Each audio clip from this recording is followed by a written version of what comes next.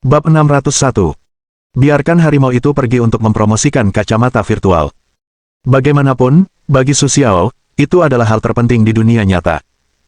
Bagi Su Xiao, dia adalah seorang praktisi terlebih dahulu, dan kemudian seorang Tionghoa, seorang manusia duniawi.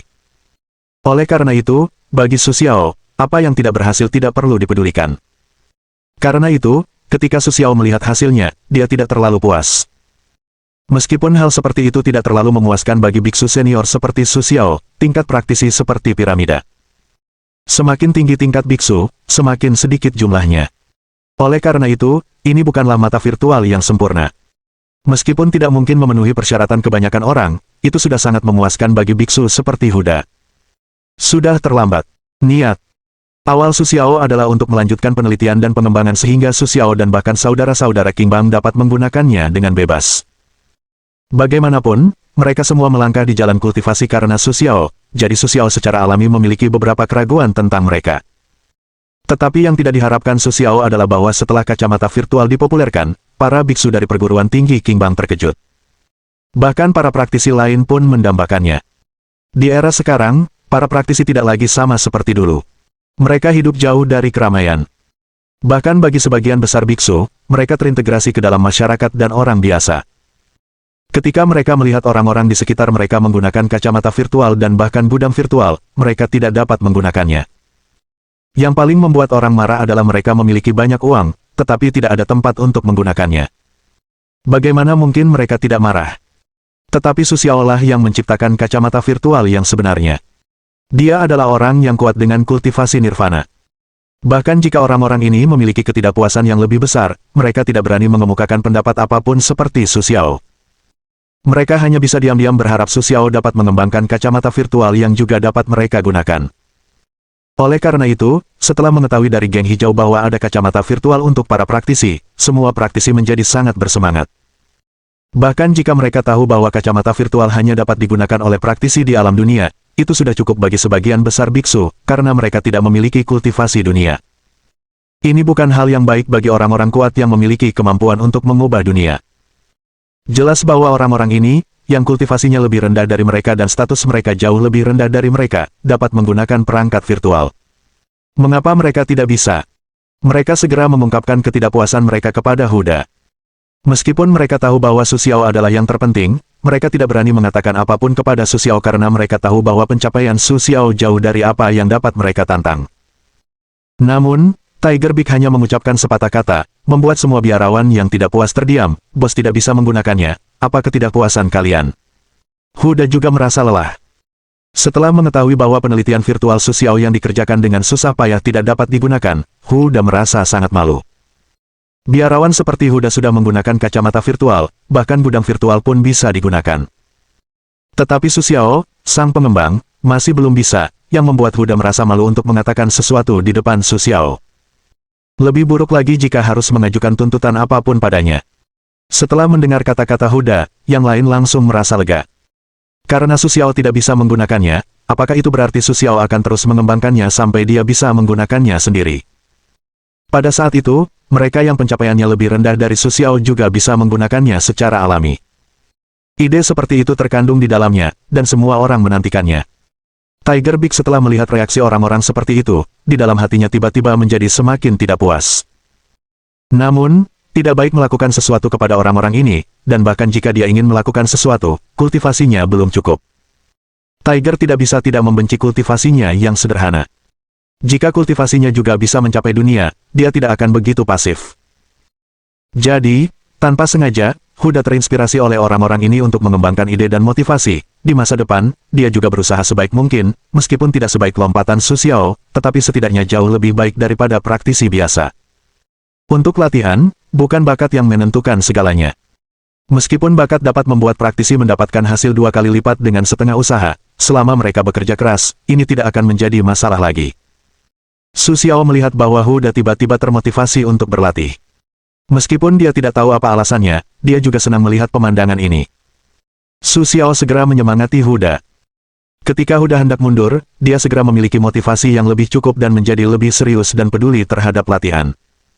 Dalam waktu kurang dari sebulan, prestasinya meningkat 1 tingkat. Anda perlu tahu bahwa di masa lalu, dengan mengonsumsi pil, dia hanya bisa mencapai level ini. Sekarang, sebelum dia mengonsumsi pil, dia telah mencapai prestasi seperti ini, yang membuat Tiger Big memiliki ambisi dan motivasi untuk berkultivasi. Su Xiao tidak memperhatikan ide Huda. Selama Huda bersedia melanjutkan kultivasinya, Su Xiao tidak akan pelit dalam memberikan dukungannya. Lagi pula, asisten Huda juga bermanfaat bagi Su Xiao. Bahkan jika kultivasi Huda meningkat, Su Xiao dapat memberinya lebih banyak tanggung jawab. Tanpa disadari, kacamata virtual yang dikembangkan oleh Su Xiao tersebar luas di dunia Shenzhen, dan bahkan membahayakan industri 3 keluarga lainnya. Bagi keluarga Ye, keluarga Qi, dan keluarga Fu, perkembangan orang biasa atau teknologi. Bagi mereka, tidak masalah.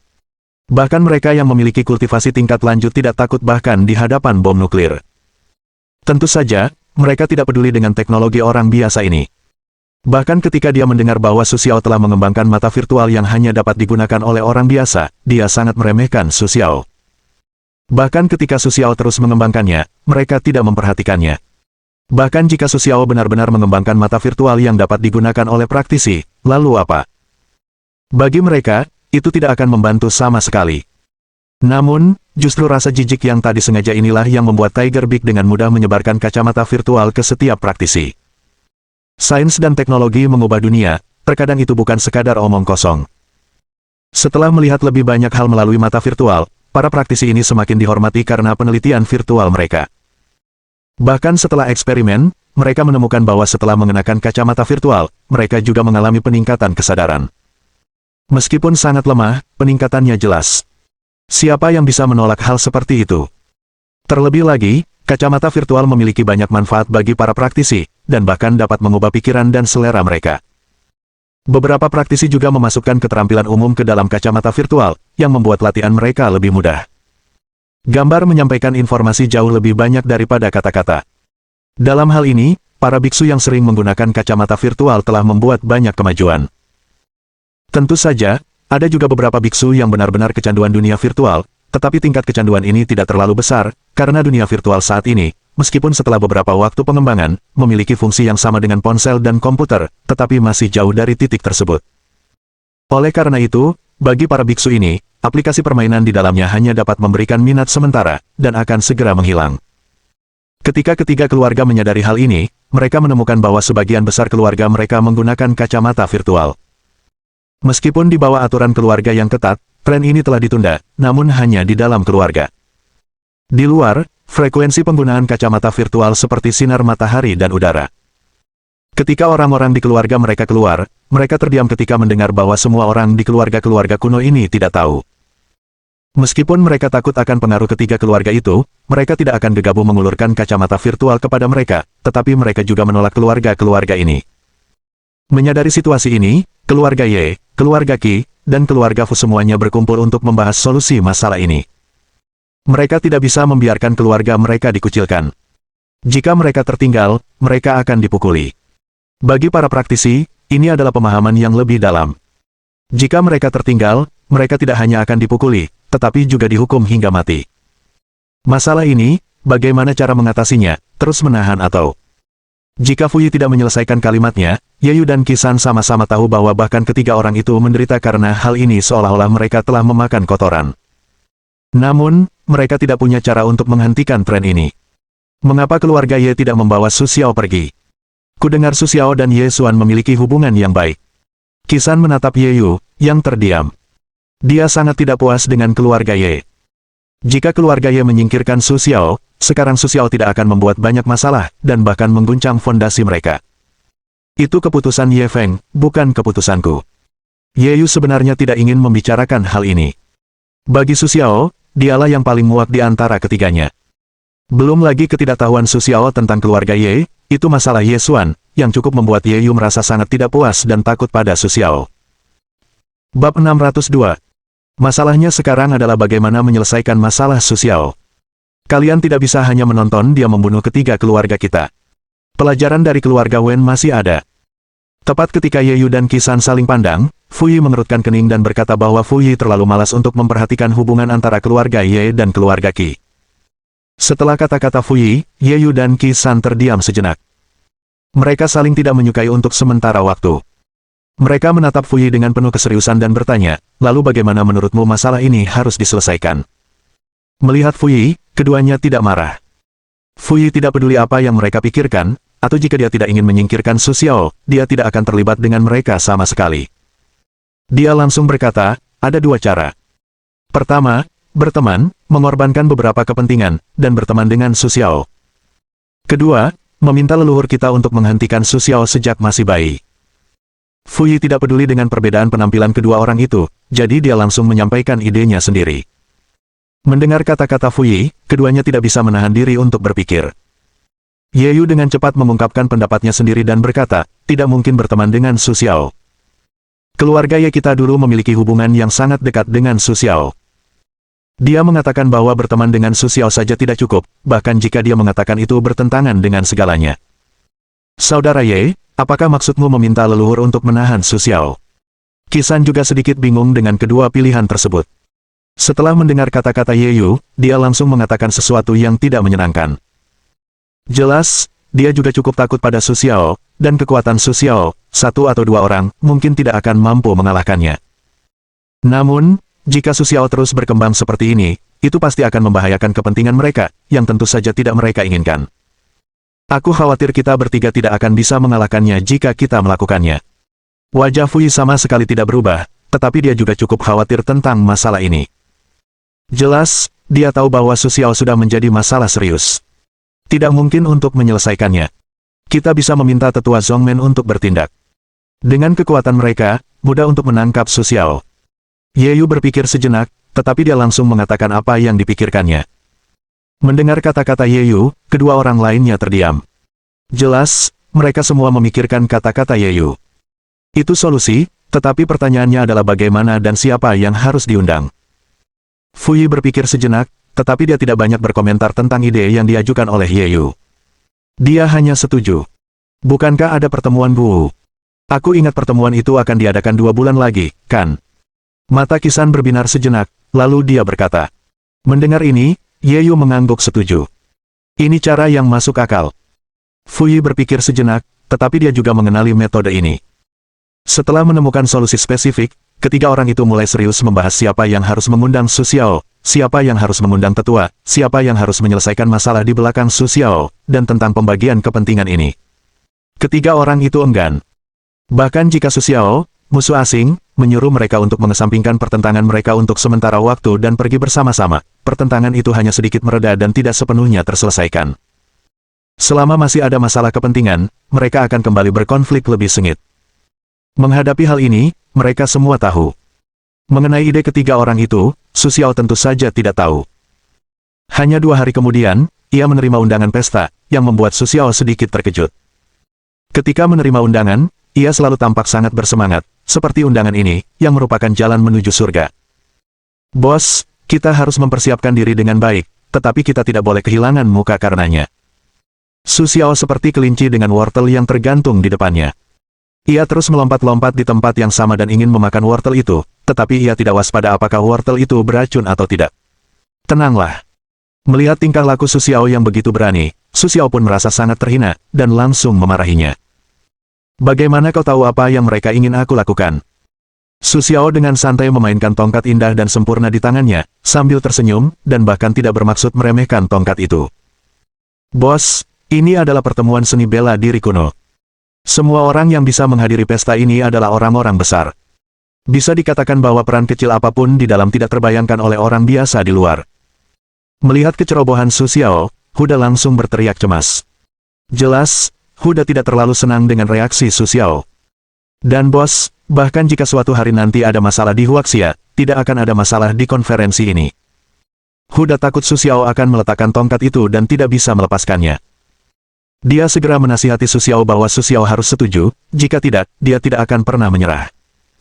Melihat penampilan Huda yang begitu besar, Su Xiao juga dengan santai menyingkirkan posnya, berkata, apa mendesaknya? Aku tidak bilang aku tidak akan pergi. Su Xiao juga memahami gagasan Huda, tetapi Su Xiao memiliki pendapat yang berbeda tentang hal itu.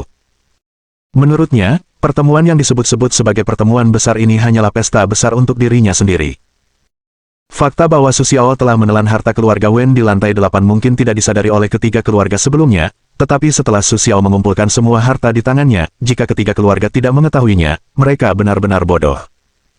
Jadi rasa takut dan gentar mereka terhadap Su Xiao juga jelas terlihat, bahkan Su Xiao pun bisa membayangkan apa yang akan dilakukan orang-orang ini untuk melawan Su Xiao.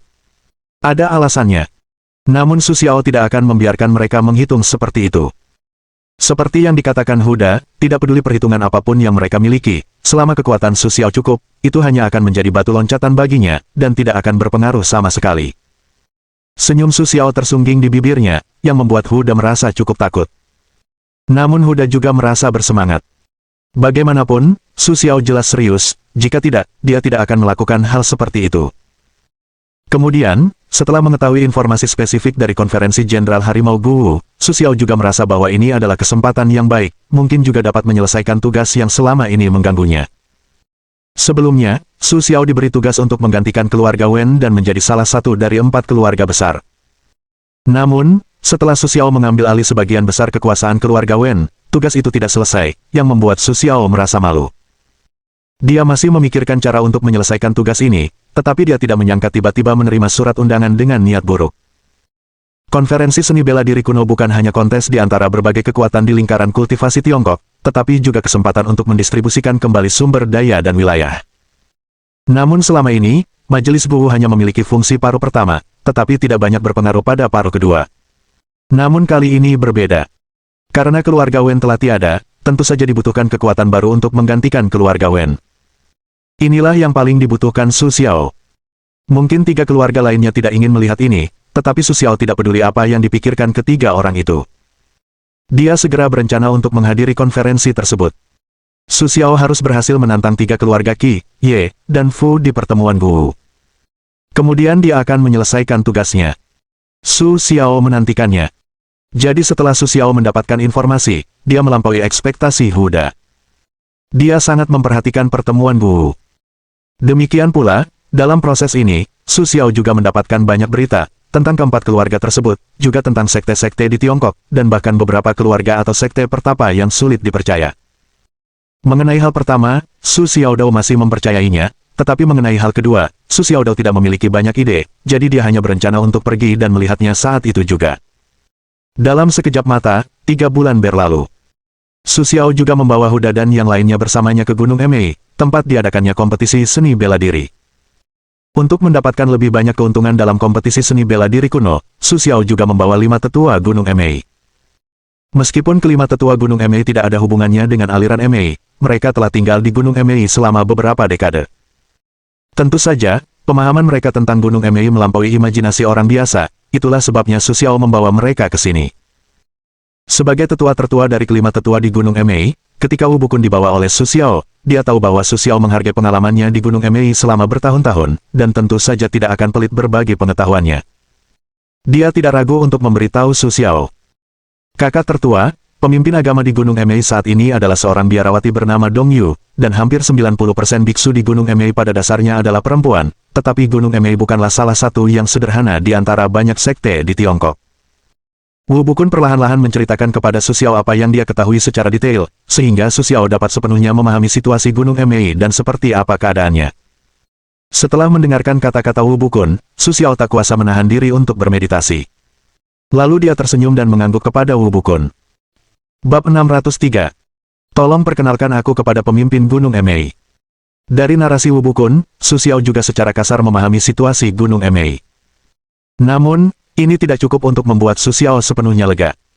Meskipun dia tahu bahwa sekte-sekte ini semuanya mengabdikan diri pada Tao dan tidak suka terlibat dalam hal-hal yang tidak berarti ini. Tetapi ketika dia memikirkan keluarga Ye sebelumnya, bukankah itu juga keluarga berusia ribuan tahun yang mengabdikan diri pada Tao? Pada akhirnya, di hadapan kepentingan dan kekuasaan, mereka tetap menunjukkan wajah buruk mereka. Karena itu, Su Xiao tidak terlalu mempercayainya, dan tentu saja tidak akan sepenuhnya menyerahkan keselamatannya kepada orang-orang yang tidak dapat dipercaya itu.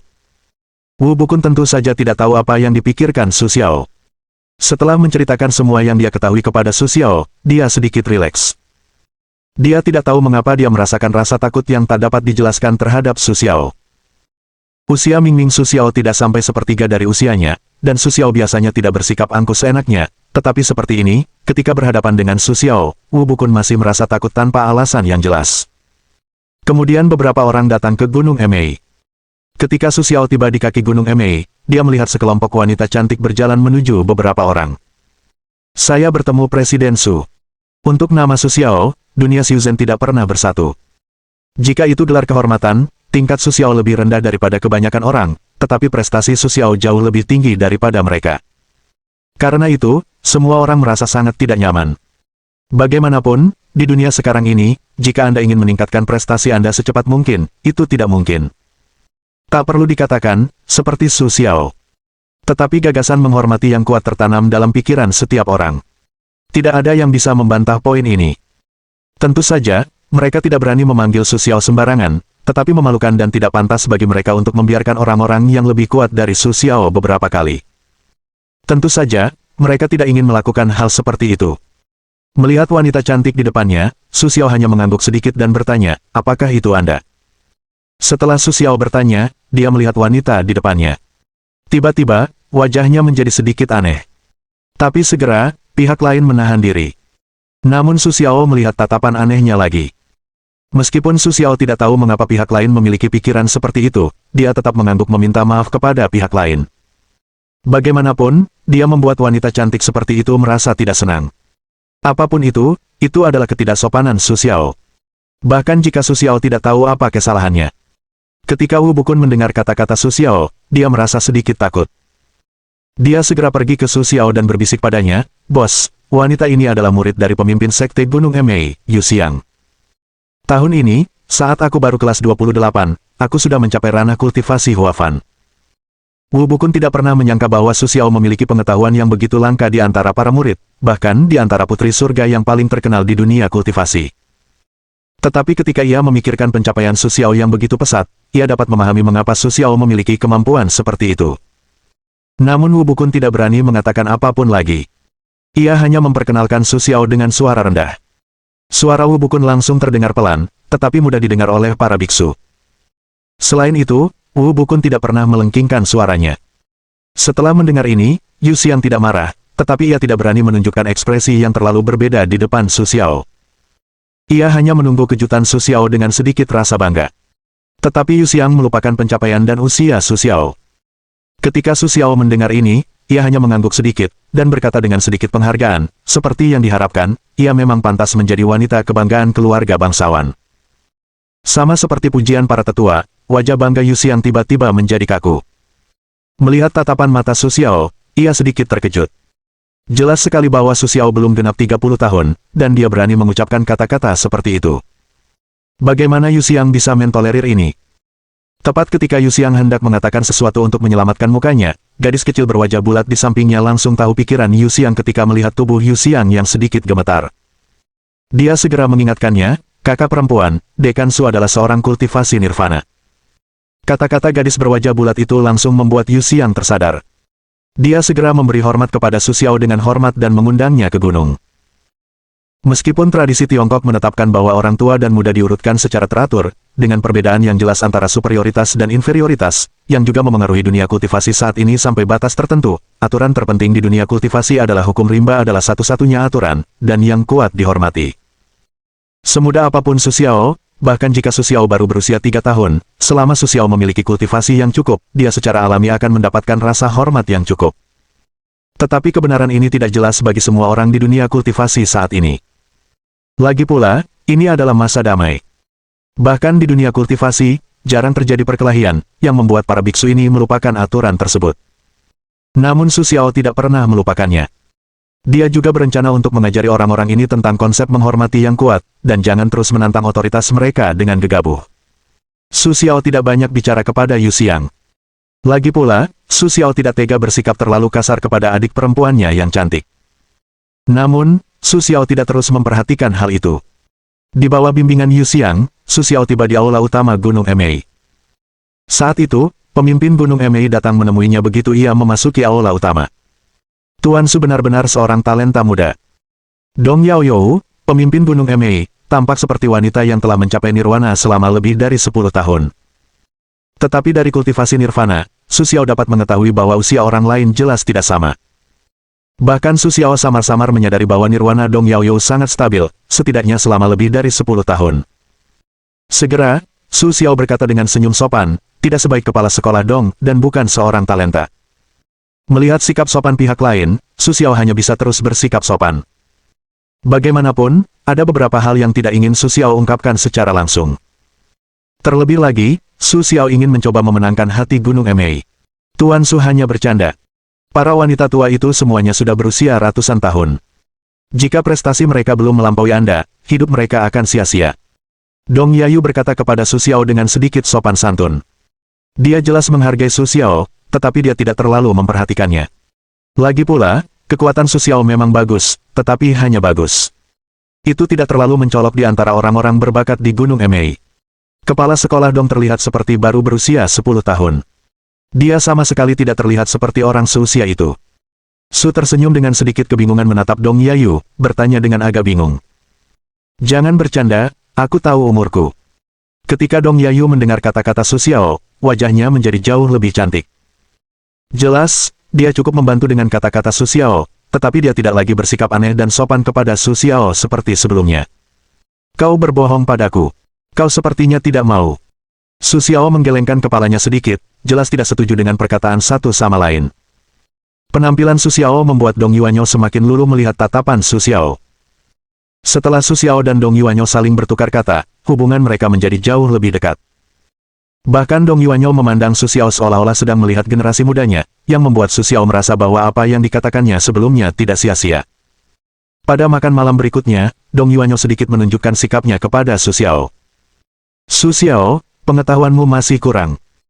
Kamu harus tahu bahwa banyak orang suka menantang orang-orang berbakat sepertimu hanya untuk mencapai reputasi atau kepentingan tertentu, yang cukup untuk membuat mereka memilih untuk meninggalkan segalanya. Di antara setengah mabuk dan setengah sadar, Dong Yuanyo, dengan sedikit kabut mabuk, katanya perlahan kepada Su Xiao, yang membuat Su Xiao menjadi serius. Apa maksudmu, Kak Dong? Su Xiao menatap Dong Yuanyo saat itu, sedikit bingung dengan pertanyaannya.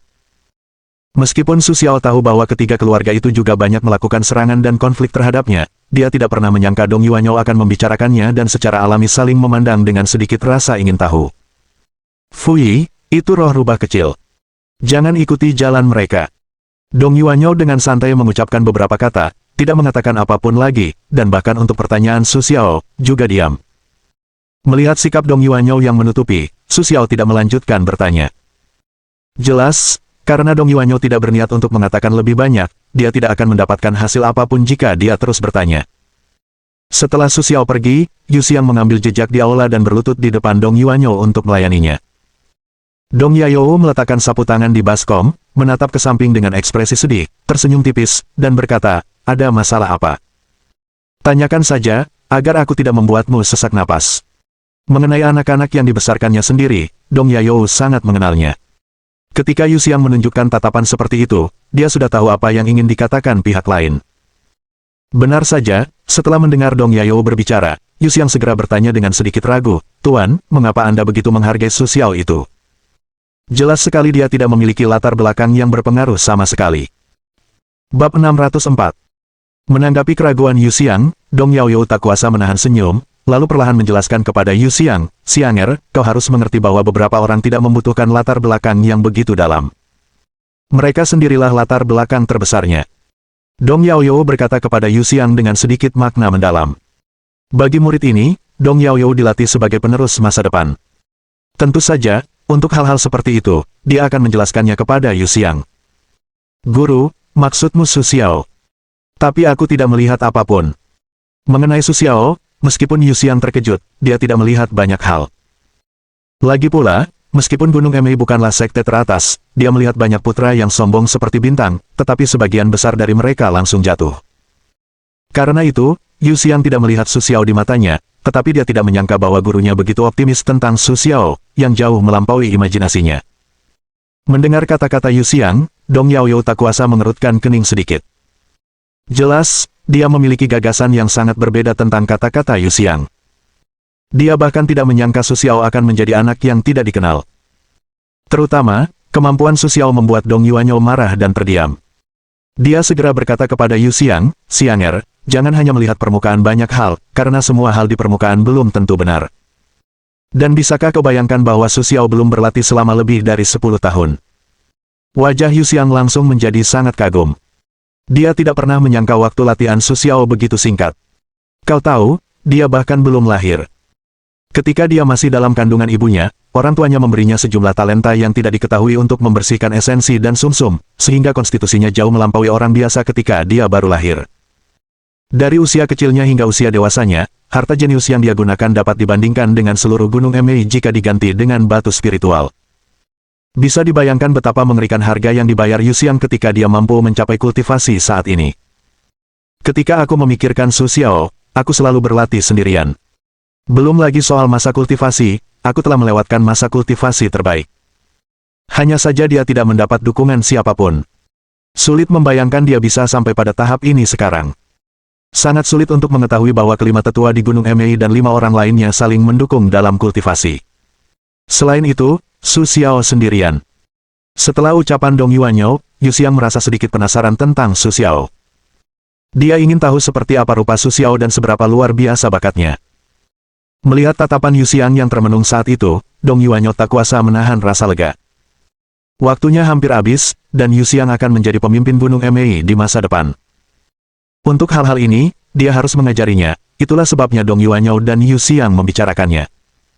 Dalam 2 hari berikutnya, Su Xiao, Huda, dan yang lainnya jelas menyadari bahwa sikap Yu Xiang terhadap mereka menjadi jauh lebih akrab. Jelasnya, Yu Xiang sangat penasaran dengan Su Xiao. Menghadapi perubahan tersebut, Huda tak kuasa menahan senyum kepada Su dengan sedikit candaan dan berkata, "Bos, sepertinya pemimpin kecil Gunung Emei terlalu memperhatikanmu."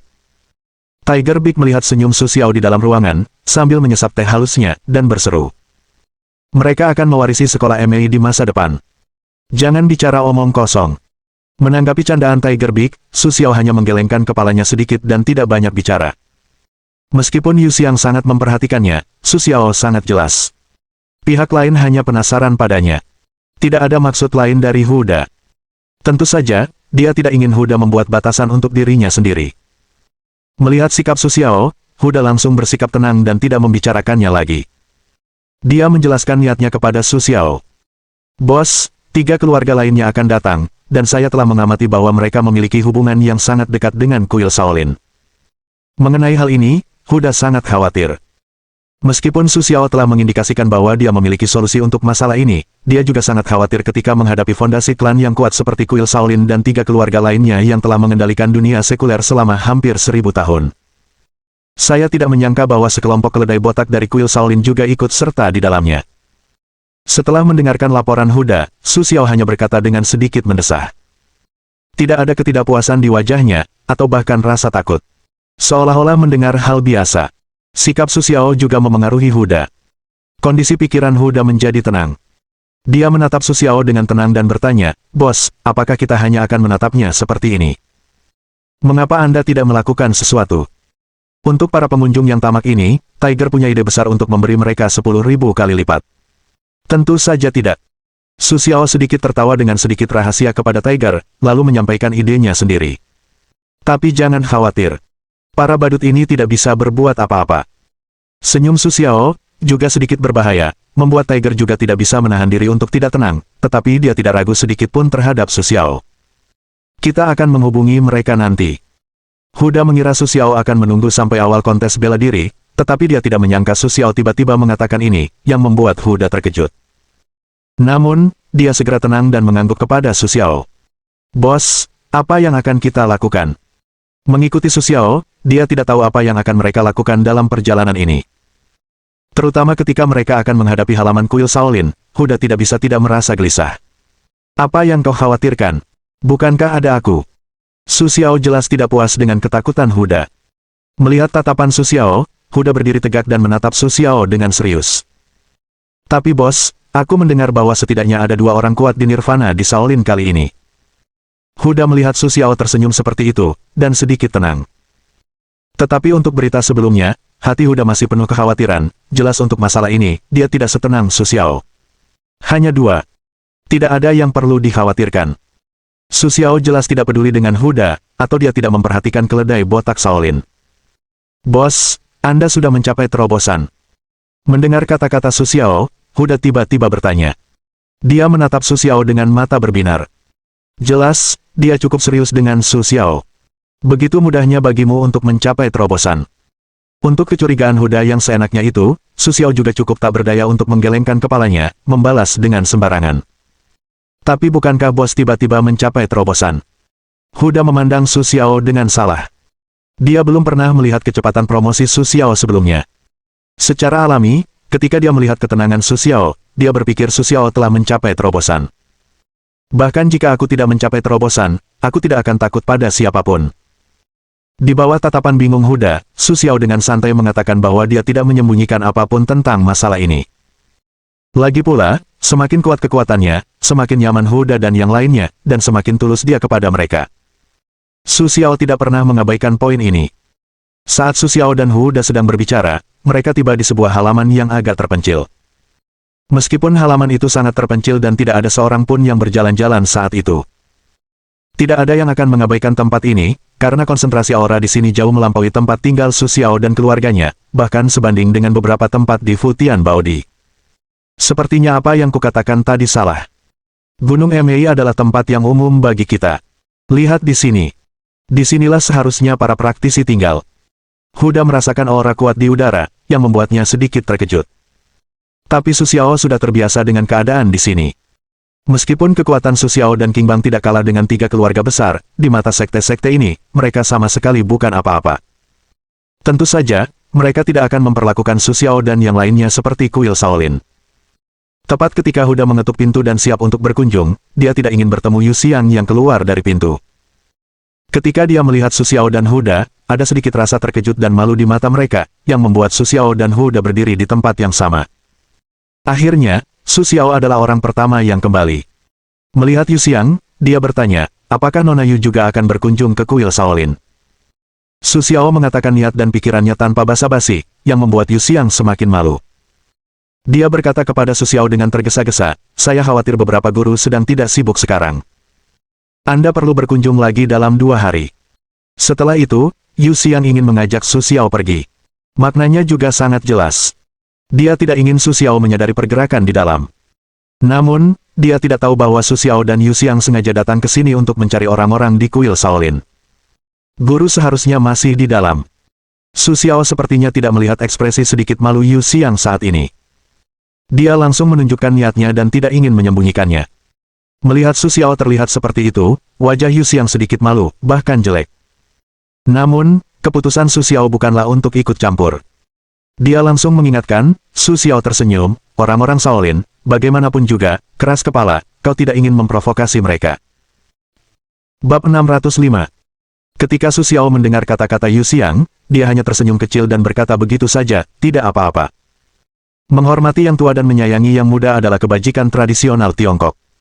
Su Xiao dengan sedikit rasa tidak bisa menolak, berkata kepada Yu Xiang, membuat Yu Xiang seketika bingung apakah akan terus membujuk atau tidak. Pada saat itu, pintu yang sebelumnya tertutup rapat langsung terbuka. Seorang anak laki-laki botak berusia sekitar 10 tahun keluar, menyatukan kedua tangannya dan memberi hormat kepada Su dengan senyum, berkata, salam hormat, terima kasih. Guru mengundang Anda masuk. Melihat biksu kecil itu keluar, Su Xiao dan Yu Xiang terdiam sejenak. Setelah beberapa saat, Su Xiao menunjukkan senyum sedikit sinis di sudut mulutnya. Dia menoleh ke Yu Xiang begitu saja dan berkata, Xianger, kau pulang dulu. Karena guru Shaolin menyambutku seperti ini, aku tidak pantas pergi begitu saja. Mendengar kata-kata Su Xiao, Yu Xiang terdiam melihat senyum sinis Su Xiao. Yu Xiang hanya mengetahui hubungan Su Xiao dengan 3 keluarga dan Shaolin. Gurunya juga memberitahunya betapa kuatnya Su Xiao. Ia menyuruhnya untuk tidak terburu-buru. Selain itu, kekuatan Gunung Emei jauh lebih rendah daripada Su Xiao. Di Shaolin, Yu Xiang tidak ingin menyinggung kuil Shaolin karena Su Xiao. Untuk hal seperti itu, Yu Xiang sama sekali tidak merasa keberatan, tetapi ketika melihat Shaolin memperlakukan Su Xiao seperti itu, Yu Xiang langsung merasa sangat marah. Ia tak kuasa menahan amarahnya, lalu berkata, Su Xiao, aku akan masuk bersamamu. Setelah mengatakan ini, Yu Xiang merasakan sedikit penyesalan di hatinya, tetapi ia tidak menyesalinya. Ia segera menguatkan tekadnya, menatap biksu muda itu dengan tenang dan bertanya, aku masih ingin membicarakan sesuatu dengan Guru Zihui. Aku tidak tahu apakah aku bisa masuk dan membicarakannya. Meskipun Yu Xiang ingin membantu Su Xiao, ia tidak memilih untuk melibatkan dirinya secara gegabah. Selain itu, Yu Xiang juga tahu bahwa kekuatan Su Xiao tidak dapat diganggu-gugat oleh kuil Shaolin. Namun, ia tidak tahan dengan pandangan bahwa kuil Shaolin begitu angkuh dan tidak masuk akal, dan tentu saja ia tidak ingin berpura-pura tidak melihatnya. Xianger, kau kembali dulu. Aku hanya akan masuk untuk membicarakan sesuatu dengan guru Shaolin. Tidak akan ada masalah. Su Xiao juga mengetahui gagasan Yu Xiang. Apapun tujuan Yu Xiang pada awalnya, karena Yu Xiang memilih untuk berada di sisinya, Su Xiao tidak akan gegabah melibatkan Yu Xiang dalam hal-hal ini. Meskipun identitasnya sangat membantu apa yang ingin dilakukan Su Xiao, ia tidak akan mengandalkan rasa takut seorang wanita, dan tentu saja tidak ingin Yu Xiang tinggal di sini. Su Xiao, kau. Ketika Yu Xiang mendengar kata-kata Su Xiao, dia langsung merasa kebaikannya telah dijilat. Ketika Yu Xiang melihat tatapan Su Xiao yang tegas namun penuh rasa terima kasih, dia langsung mengerti maksud Su Xiao. Dia sepenuhnya mengerti maksudnya, tetapi Su Xiao tidak ingin terlibat. Hal ini membuat Yu Xiang merasa diremehkan. Dia tidak marah, tetapi dia tidak ingin Su Xiao tersenyum, tetapi Yu Xiang tidak punya cara untuk membantah dan bertanya. Pada akhirnya, Yu Xiang tidak melupakan Su Xiao, dan pergi dengan perasaan khawatir. Tetapi ketika Yu Xiang berbalik untuk meninggalkan halaman, dia tidak pergi lama. Dia tetap di sudut yang tidak jauh dari halaman dan menyembunyikan tubuhnya. Dia berencana untuk bergegas masuk membantu Su Xiao jika terjadi konflik. Tetapi sebelum ada gerakan di dalam, Yu Xiang merasakan bahunya ditepuk lembut. Dalam sekejap, tubuh Yu Xiang kaku, dan tangan kanannya turun, memegang pedang di sampingnya. Dia sedikit menoleh, dan melihat wajah tampan gurunya dengan ekspresi tak berdaya, yang membuat Yu Xiang merasa sedikit malu. Dia segera menoleh ke Dong Yuanyo. Setelah memberi hormat, dia memanggil dengan lembut, "Guru. Apa yang Anda lakukan di sini?" Akhirnya, Yu Xiang menatap Dong Yuanyo dengan penasaran dan bertanya. Dia juga cukup percaya diri dan bangga dengan metode penyembunyiannya. Bahkan orang yang kuat di Nirvana mungkin tidak dapat melihat melalui penyembunyiannya. Namun, dia tidak menyangka bahwa dia telah terbongkar oleh gurunya, yang membuat Yu Xiang merasa sedikit frustrasi. Melihat frustrasi di wajah Yu Xiang, Dong Yuanyo segera tahu apa yang ingin ditunjukkan pihak lain, dan segera berkata dengan sedikit rasa tak berdaya, "Tidak ada masalah dengan metode penyembunyianmu, tetapi kamu seharusnya tidak menggunakannya dalam lingkup Nirvana, jika tidak, tidak mungkin untuk lolos dari pengawasan mereka." Melihat mata Yu Xiang yang bingung, Dong Yuanyo segera menjelaskan beberapa kata. Setelah mendengarkan penjelasan gurunya, Yu Xiang mengerti mengapa gurunya dapat melihat melalui penyamarannya dan tiba-tiba bertanya, "Guru, apakah Anda pernah berada di sini sebelumnya?" Begitu Yu Xiang mengatakan ini, dia melihat wajah tampan tuannya. Dia merasa malu. Yu Xiang tidak tahu apakah harus terus bertanya. Namun, sebagai pemimpin yang telah memimpin Gunung Emei selama bertahun-tahun, Dong Yuanyo dengan cepat menanggapi masalah kecil seperti itu dan segera berkata kepada Yu Xiang, "Ayo kita pergi dulu. Jangan khawatir, Su Xiao akan baik-baik saja."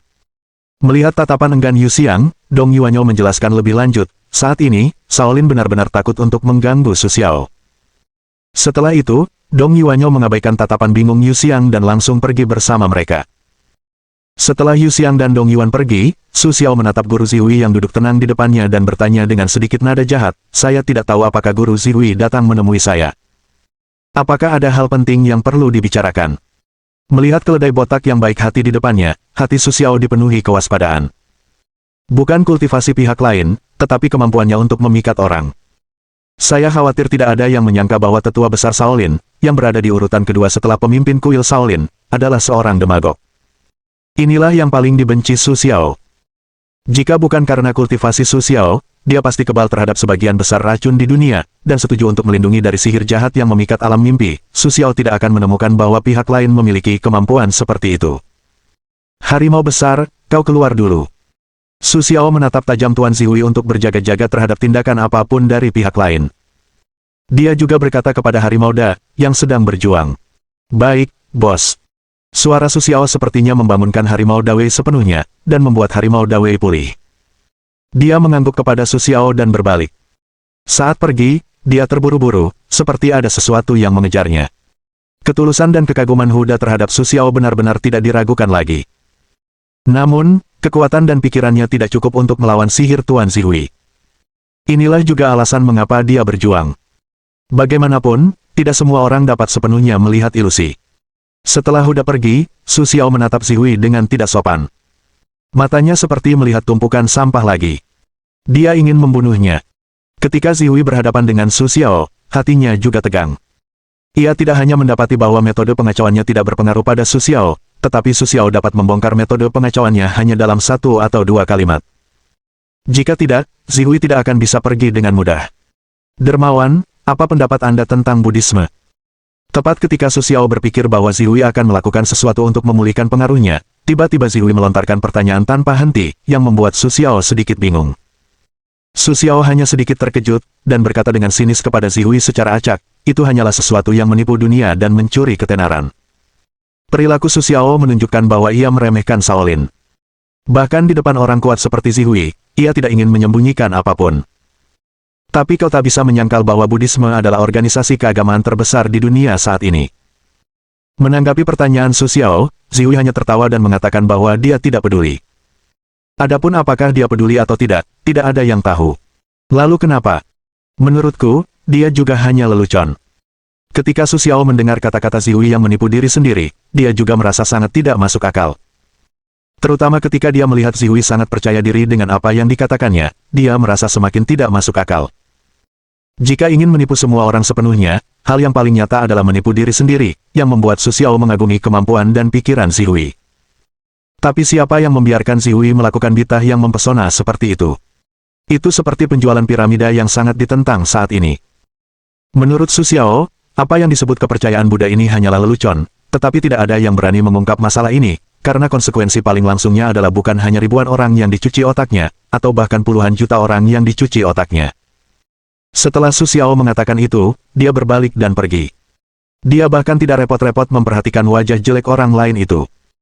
Bagi Su Xiao, karena dia sudah menjelaskan identitas dan kemampuan orang lain itu, dia tentu saja tidak perlu tinggal di sini.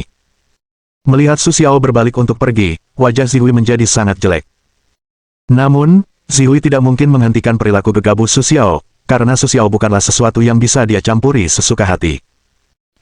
Bab 606. Setelah Su Xiao meninggalkan halaman tempat kuil Shaolin berada, dia melihat Huda berdiri tidak jauh dari situ, di tempat yang sama dengan wajah kosong dan bingung.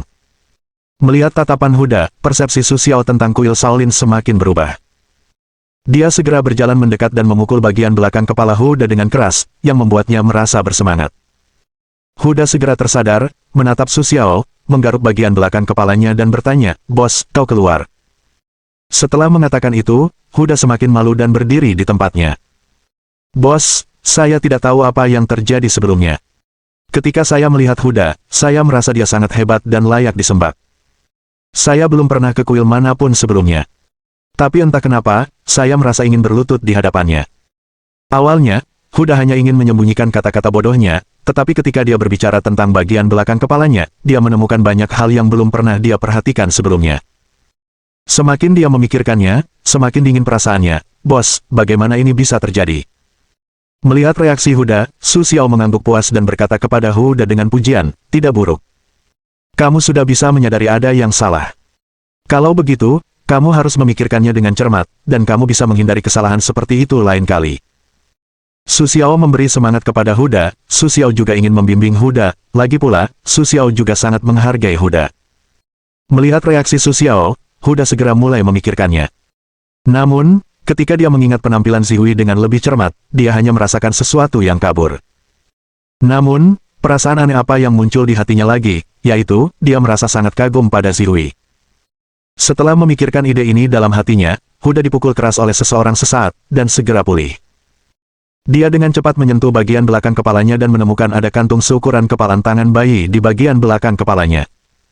Dia menatap Su dengan senyum bingung dan bertanya, "Bos, apa yang sedang Anda lakukan?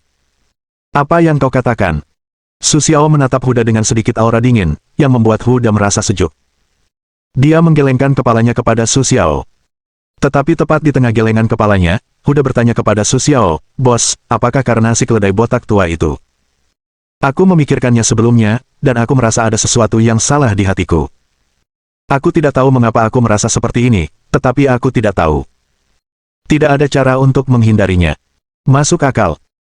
Melihat bahwa Huda memahami alasannya, Su Xiao juga cukup senang untuk berkata, dan kemudian memperingatkan Huda, jauhi beberapa keledai botak di masa depan, setidaknya sebelum kau mencapai alam Huafan, jangan terburu-buru menghubungi para Master Shaolin terkenal ini, jika tidak, Anda akan mudah dipengaruhi oleh mereka. Su Xiao juga tahu bahwa meskipun Huda memiliki ide yang kuat, kultivasinya belum cukup, jadi tidak ada cara untuk menghindari pengaruh pihak lain, sehingga satu-satunya solusi adalah membiarkan Huda menjauh. Setelah Su Xiao mengingatkannya, Huda segera memahami pentingnya masalah ini, dan dia bukanlah orang bodoh. Dia tentu saja tahu arti kata-kata ini, dan segera tidak mengatakan apa-apa lagi. Dia dengan cepat mengangguk kepada Su dan meyakinkannya, "Bos, jangan khawatir, saya tidak akan pernah menghadapi keledai botak itu sendirian di masa depan. Bahkan di depan umum, jangan menatap mata mereka, kalau tidak, kamu akan mudah terpengaruh." Su Xiao merasa sedikit puas dengan jaminan besar Huda, dan segera bersusah payah untuk mengatakan, "Bos, saya tahu."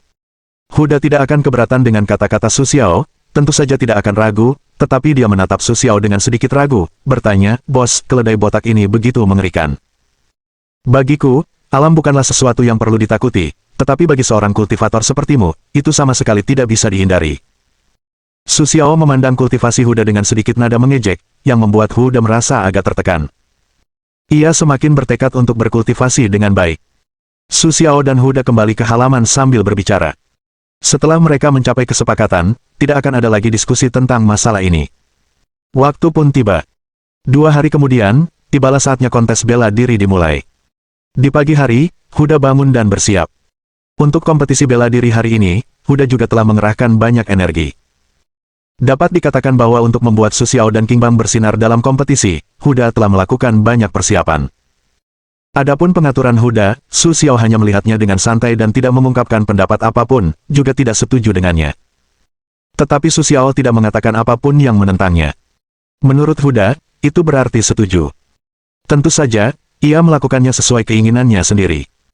Tunggu hingga awal hari itu, Su Xiao menatap Tiger yang memegang setelan putih itu, alisnya sedikit mengerut, lalu bertanya dengan bingung, harus memakai ini.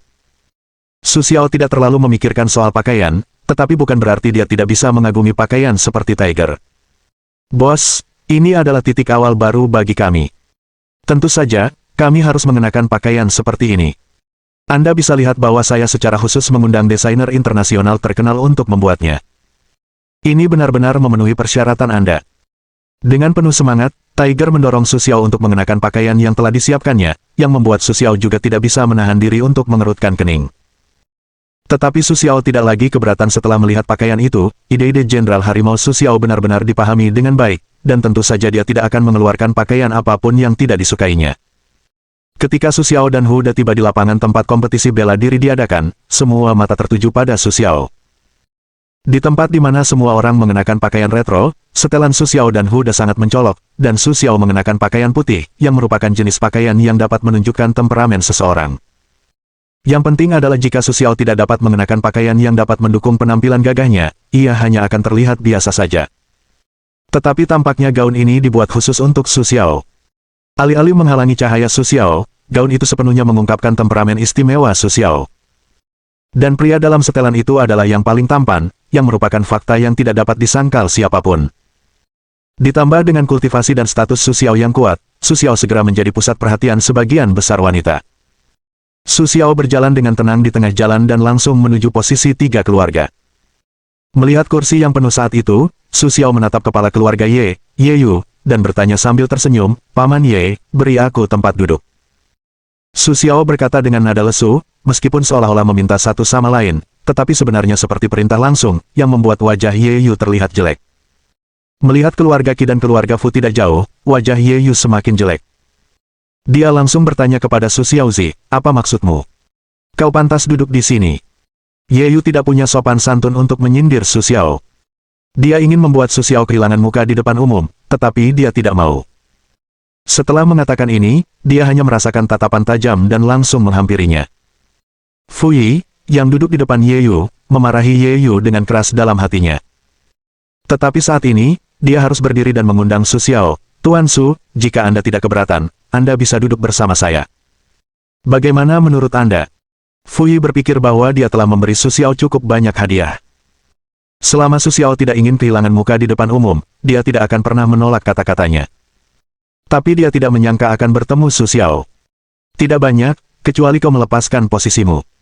Su Xiao tampak malas dan melirik Fu Yi, tetapi langkahnya selalu berdiri di depan Ye Yu, dan dia tidak ingin pergi. Fu Yi merasa kesal dengan ketidaktahuan Su Xiao.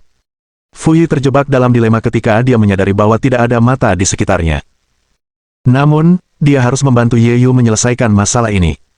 Tidak peduli masalah apapun yang ada di antara ketiga keluarga itu, secara nama, ketiga keluarga itu semua satu. Mereka semua makmur. Bisakah dia menatap Su Xiao dan kehilangan muka Ye Yu seperti ini? Untungnya, tidak semua orang sebodoh Ye Yu. Ketika Fu Yi memeras otaknya untuk menyelesaikan masalah di depannya, Qisan berkata, "Fu Yi, kemarilah. Karena Tuan Su menyukai posisi ini, mengapa Anda tidak memberikannya kepadanya?" Qisan, dengan tatapan yang maknanya tak terucap, menatap Su sambil tersenyum. Kemudian dia berada di sisinya dan memberi Fu Yi tempat. Melihat tindakan Qisan, Fu Yi langsung menghela napas lega. Akhirnya, ada seseorang yang membantunya. Jika terus seperti ini, Fu Yi tidak tahu bagaimana menyelesaikan masalah ini. Sebelum Fu Yi bisa menghela napas lega, Su Xiao berkata, "Tidak, aku suka posisi ketua klan Ye. Aku tidak tahu apa yang bisa dilakukan ketua klan Ye. Apakah kau ingin naik ke posisi selanjutnya?" Su berkata kepada Ye Yu sambil tersenyum. Namun, setelah kata-kata Su Xiao, bahkan Fu Yi, yang selalu ingin berdamai, menatap mata Su Xiao dengan sedikit marah. Dia tidak terbiasa dengan Ye Yu milik Su Xiao, dan dia hanya ingin membiarkan Su Xiao mati. "Su Xiao, jangan terlalu jauh. Fu Yi telah membuka jalan untukmu. Jangan seperti ngengat." Bab 607. Di bawah provokasi berulang-ulang Su Xiao, Ye Yu masih tidak tahan lagi. Dia segera berkata kepada Su Xiao bahwa dia ingin Su Xiao lebih menarik dan tidak lagi menantang batasan mereka. Tepat setelah kata-kata Ye Yu, Fu Yi dan istrinya, yang sama sekali tidak marah, saling pandang sejenak. Setelah saling pandang singkat, Fu Yi langsung menghampiri Ye Yu, menarik Ye Yu ke posisinya, dan berkata kepada Su Xiao, "Karena Tuan Su menyukai posisi ini, berikan saja padamu." Setelah itu, Fu Yi langsung menekan Ye Yu yang kesal dan menatap Su dengan tatapan berbahaya. "Kau gila." Ye Yu tidak percaya dengan tindakan Fu Yi. Ketika dia melihat Qisan di satu sisi tidak keberatan, dia menjadi semakin bingung. Tidak apa-apa.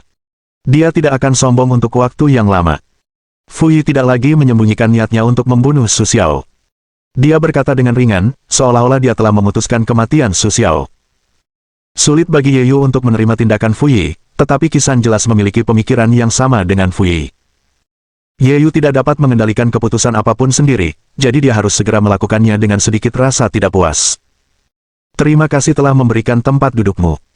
Su Xiao tampaknya tidak memperhatikan kedua orang itu saat ini. Jenderal pembunuh telanjang itu tampak tenang dan berkata kepada Ye Yu.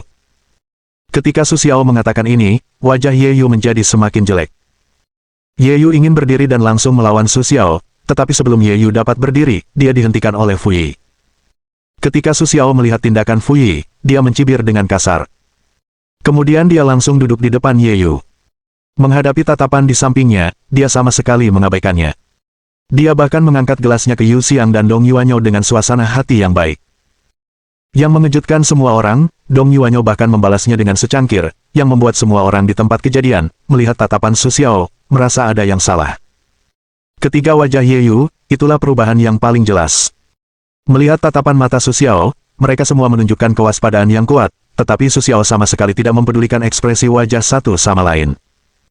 Baru setelah Fu Yi dan Guru Zihui saling pandang sejenak dan melihat persetujuan di mata masing-masing, mereka untuk sementara menghela napas lega. Kontradiksi antara Su Xiao dan Ye Yu hanyalah hal kecil di seluruh majelis Gu. Bahkan dapat dikatakan bahwa kecuali Ye Yu, tidak ada orang lain yang memperhatikan mereka. Ini adalah ranah kultivasi. Bahkan di era damai, aturan bahwa yang kuat dihormati tidak akan pernah berubah. Terlebih lagi, kultivasi Su Xiao tidak begitu baik. Setelah mencapai nirwana, bahkan jika Su Xiao tidak memiliki kekuatan apapun, tidak ada yang berani melakukan apapun padanya. Setelah dimulainya konferensi seni bela diri kuno, sebagai pemimpin Gunung Emei dan penyelenggara konferensi seni bela diri kuno ini, Dong Yayo maju untuk menyampaikan beberapa patah kata, lalu membiarkan semua orang memulai tantangan. Saat ini juga menjadi fokus pertemuan seni bela diri kuno ini. Jika ada pertentangan antara kedua orang tersebut, yang hanya dapat diselesaikan dengan satu kematian, maka inilah cara untuk menyelesaikannya. Tentu saja, hanya praktisi yang telah mencapai alam transformasi yang dapat menerima perlakuan seperti itu. Adapun kontak dan diskusi sebelumnya, dalam beberapa hari terakhir, hampir selesai. Selain itu, pertemuan Wu juga merupakan waktu terbaik untuk mengubah kekuatan, yang merupakan cara paling mudah bagi Su Xiao untuk menjadi anggota dari 4 keluarga. Jika tidak, Su Xiao tidak tahu kapan dia akan dapat menyelesaikan tugas sistem tersebut. Setelah menyaksikan 2 duel, Su Xiao juga perlahan berdiri, memandang keluarga Qi, keluarga Ye, dan keluarga Fu, perlahan bertanya. Apakah saya dapat menantang keempat keluarga Anda? Permintaan Su Xiao sangat jelas, yaitu untuk menjadi salah satu dari 4 keluarga baru, bukan menjadi diktator yang menakutkan. Terlebih lagi, sistem belum mengeluarkan tugas seperti itu. Su Xiao tidak ingin membuang terlalu banyak waktu yang membosankan untuk itu, jadi dia segera berbicara kepada ketiga orang itu. Setelah Su Xiao membuka mulutnya, mata semua orang yang hadir juga tertuju pada Su Xiao dan ketiga keluarga tersebut. Belum lama ini, semua orang tahu tentang runtuhnya keluarganya. Melihat perilaku Su Xiao, semua orang tahu apa yang dimaksud Su Xiao. Mereka segera memandang Su Xiao dan yang lainnya dengan penuh minat. Mereka dulu berjuang hidup dan mati sepanjang tahun. Mereka lelah menonton, dan akhirnya melihat sesuatu yang menarik. Tidak ada yang ingin melewatkannya. Mereka segera memandang mereka dengan penuh minat. Menghadapi tantangan Su Xiao, ketiga orang Ye Yu langsung terdiam. Tidak ada gunanya bagi mereka untuk berjanji atau tidak. Bahkan mereka tidak tahu bagaimana menyelesaikan masalah ini. Mereka saling memandang dengan sedikit kesal. Tetapi di depan umum, mereka tidak terlihat baik. Mereka hanya mengabaikan masa lalu. Ketiganya saling pandang sejenak. Kemudian Fu Yi berkata, aku tidak tahu apakah Tuan Su benar-benar ingin menantang ketiga keluarga kita. Fu Yi langsung mengubah konsepnya, membiarkan Su Xiao langsung menghadapi ketiga keluarganya, berharap membuat Su Xiao takut, tetapi di luar dugaan, Su Xiao bahkan langsung setuju untuk turun. Baiklah, tetapi saya hanya punya 1 orang, jadi, masing-masing keluarga Anda mengirimkan 1 orang, pertarungan 1 lawan 1, ini tidak masalah. Su Xiao tentu saja tahu rencana Fu Yi, tetapi itu tidak berarti Su Xiao akan membiarkan mereka menghitung dan memutuskan aturannya segera. Apakah Anda bercanda, Tuan Su? Kami bertiga hanya bisa mengubah dunia, dan Tuan Muda sedang mencapai kultivasi nirvana. Apakah Anda benar-benar ingin menindas yang kecil dengan yang besar? Menghadapi tantangan Su Xiaozang, wajah mereka menjadi semakin jelek. Tetapi untuk masalah ini, mereka bukannya tidak punya solusi, tetapi mereka harus menemukan waktu yang tepat. Oh, kalau begitu Anda akan dapat mewakili keluarga Anda dengan kekuatan nirvana yang kuat, bukan? Keempat keluarga itu tidak memiliki nirvana, kan? Su Xiao tidak peduli dengan jebakan dalam kata-kata masing-masing. Dapat dikatakan bahwa selama Su Xiao memiliki cukup kepercayaan diri, dia tidak perlu khawatir tentang masalah-masalah ini. Menghadapi sikap agresif Su Xiao, ketiganya juga merasa ragu. Pada pertemuan Wu ini, keluarga mereka tidak mengizinkan para pendekar nirwana untuk lewat. Awalnya, mereka telah mempersiapkan diri dengan baik, tetapi tanpa diduga, Su Xiao tidak bermain sesuai akal sehat dan langsung menantang mereka, yang sepenuhnya menghancurkan rencana mereka. Melihat keheningan ketiganya, Su Xiao bertanya sambil tersenyum, karena tidak ada nirwana, lalu apa arti ketiga keluarga ini? Kalian hanya menyerah saja. Posisi keempat keluarga besar itu tidak kalah dengan seni bela diri Tiongkok kuno. Tetapi bagi beberapa keluarga kecil, itu juga merupakan keberadaan yang tidak pernah mereka duga. Ketika mereka mendengar kata-kata Su Xiao, meskipun mereka tahu kemungkinannya sangat kecil, mereka mau tidak mau tersentuh. Bagaimana mungkin? Para pendekar nirwana dari keluarga kita tidak ada di sini. Kita akan membuat janji nanti. Fu Yi merasa sulit untuk menghadapi situasi sulit saat ini, tetapi ia hanya mampu menundanya seperti ini. Lagi pula, ia juga tahu bahwa jika ia berjanji untuk melakukan sesuatu yang penting sekarang, mereka pasti akan kalah. Tentu saja, ini bukan yang mereka inginkan. Oh, benar, tapi aku ingat bahwa Majelis Gu tidak memiliki aturan seperti itu. Su Xiao tersenyum kejam, menatap Fu Yi dan ketiga orang lainnya, membuat ketiga orang itu tanpa sadar menghindari tatapan Su Xiao. Di bawah tekanan Su Xiaolian, Fu Yi harus meminta bantuan kuil Shaolin. Namun, meskipun kuil Shaolin kuat, mustahil bagi mereka untuk ikut campur sepenuhnya. Mereka hanya bisa membantu Fu Yi. Kesepakatan awal antara ketiga keluarga dan kuil Shaolin adalah membiarkan Su Xiao melakukan kesalahan. Kuil Shaolin mengambil kesempatan untuk memberi pelajaran kepada Su Xiao, dan kemudian membunuhnya dalam perjalanan untuk memberinya pelajaran. Namun, mereka tidak menyangka bahwa Su Xiao langsung melanggar kesepakatan mereka, yang membuat mereka harus menghadapi situasi yang sulit. Menurut aturan, jika ketiga keluarga tidak bertarung, mereka akan mengakui kekalahan. Mulai sekarang, Su Xiao akan menjadi milik keempat keluarga. Tepat ketika Fu Yi dan istrinya tidak tahu bagaimana menyelesaikan masalah seperti itu, Dong Yayou mulai memberi mereka pelajaran tentang aturan. Hubungan antara Gunung Emei dan kuil Shaolin juga sulit untuk dijelaskan. Bahkan dapat dikatakan bahwa tidak banyak sekte Tiongkok yang menyukai kuil Shaolin, karena gaya perilaku mereka terlalu arogan. Ini juga alasan mengapa Dong Yayou tampaknya tidak memiliki preferensi terhadap Su Xiao. Setelah Dong Yayou membuka mulutnya, Shaolin, yang telah mengamati dari tembok, menjadi bersemangat. Seketika itu juga, kebijaksanaan mulai berkata, kata-kata dermawan Dong salah. Karena ketiga keluarga belum sepenuhnya siap, mengapa tidak ditunda? Tidak bisakah dermawan Su menunggu kali ini? Setelah membantah Dong Yuanyou, Zihui sekali lagi menargetkan Su Xiao dan ingin menggunakan identitasnya untuk memaksa Su Xiao. Namun, dia mengabaikan fakta bahwa Su Xiao bukanlah orang yang peduli dengan apa yang disebut identitas. Ketika mendengar ini, Su Xiao tampak bersemangat. Dia segera mengangguk dan berkata terus terang, tentu saja, jika saya menyelesaikannya 1 hari lebih awal, saya bisa menjadi salah satu dari 4 keluarga 1 hari lebih awal. Yang terpenting adalah Su Xiao dapat menyelesaikan tugas sistem yang sudah lama tertunda.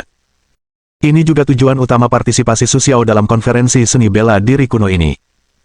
Jika tidak, mengapa membuang-buang semangatnya untuk itu? Bab 608. Mendengar Su Xiao mengakuinya secara langsung, baik ketiga keluarga maupun keledai botak di kuil Shaolin, semuanya merasa sesak napas. Bahkan ketika Dong Yuanyu mendengar ini, dia menggelengkan kepalanya sedikit dan menghela napas, anak ini benar-benar sombong. Dong Yuanyu dulu tersenyum pada Su, tetapi sekarang tindakan Su Xiao membuat Dong Yuanyu lebih serius terhadap Su Xiao, dan tidak lagi memperlakukannya sebagai generasi muda. Seminggu kemudian, kita akan menetapkan tempat untuk penyelesaian. Kau menang. Kau adalah keluarga terbesar keempat. Bagaimana? Menghadapi perilaku Su Xiao yang tidak lazim, Fu Yi tidak lagi ingin menunjukkan sikap tiga keluarganya, dan segera berkata kepada Su Xiao. Tidak, hanya hari ini, kecuali kau bisa mengadakan pertemuan Wu sampai minggu depan. Su Xiao seperti kacang tembaga. Dia tidak bisa memukul atau menginjaknya. Konsesi apapun yang diberikan Fu Yi, Su Xiao tidak akan menyerah. Su Xiao, apakah kau harus begitu agresif? Apa kau benar-benar berpikir bahwa perguruan tinggi yang dibangun di atas platform rumputmu itu dapat menahan 3 keluarga kami? Bahkan jika kau memiliki kekuatan seperti itu, apakah bawahanmu, kerabatmu, dan teman-temanmu memiliki kekuatan seperti itu? Melihat kesombongan Su Xiao, Ye Yu segera berkata sinis kepada Su Xiao. Di matanya, penuh ancaman. Dia bahkan melirik Huda di samping Su Xiao. Maksudnya sangat jelas. Jika Su Xiao begitu keras kepala, mereka tidak akan melepaskan orang-orang di sekitar Su Xiao. Kata-kata Ye Yu membuat wajah Su Xiao berubah seketika, seperti tekanan dahsyat gunung Tai. Dia langsung menjatuhkan 3 orang Ye Yu. Ketika melihat wajah Su Xiao, mereka langsung pucat. Tetapi hanya beberapa orang kuat di Nirvana yang tahu bahwa Su Xiao siap untuk memulai. Tetapi Dong Yuanyu tidak melakukan apapun untuk menghentikannya, karena kata-kata Ye Yu telah membuat publik marah. Bagaimanapun, tidak ada yang lahir dengan orang tua dan teman, tetapi kekuatan mereka tidak terlalu tinggi. Jika mereka semua seperti Ye Yu, seluruh dunia kultivasi akan kacau. Su Xiao juga tahu ini. Mengetahui perilakunya sendiri tidak akan membuat orang merasa jijik. Bahkan jika Su Xiao benar-benar setuju, saya khawatir itu akan membuat orang memandang rendah dirinya. Perilaku Su Xiao juga membuat beberapa orang yang menganggap Su Xiao terlalu sombong memandang rendah dirinya. Tetapi tidak semua orang bisa. Tekanan yang diberikan oleh Su Xiao semakin meningkat, yang membuat Ye Yu dan ketiga orangnya bahkan tidak mampu meminta belas kasihan.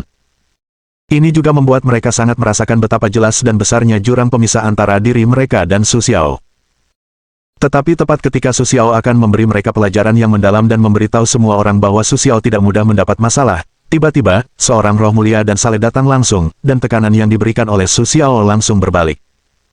Tubuh Su Xiao sedikit terkejut, dan tekanan akibat makan berlebihan langsung hilang dari seluruh tubuhnya. Su Xiao menoleh ke arah Guru Zihui, dan langsung bertanya, orang-orang Shaolin, apakah kalian akan ikut campur dalam permusuhan antara saya dan 3 keluarga? Su Xiao mengucapkan setiap kata dengan jelas, sehingga semua orang dapat mendengarnya dengan jelas, dan juga memfokuskan pandangan mereka ke arah ini. Tuan Sushi, Anda harus memaafkan orang lain. Ketiganya sudah tahu pelajarannya. Mengapa mereka harus terus bersikap agresif? Anda tahu, kita sebagai praktisi harus berbelas kasih. Kita tidak boleh menggunakan kekerasan untuk menindas orang lain sesuka hati. Guru Zihui berdiri perlahan, dengan ekspresi ramah di wajahnya, dan berkata dengan murah hati dan adil. Tetapi penampilan Guru Zihui hanya membuat Su Xiao merasa jijik. Sepertinya Guru Zihui dilahirkan untuk membesarkannya. Dia bahkan mengabaikan darah dan kasih sayangnya. Su Xiao sangat marah dan berkata sinis kepada guru Zihui.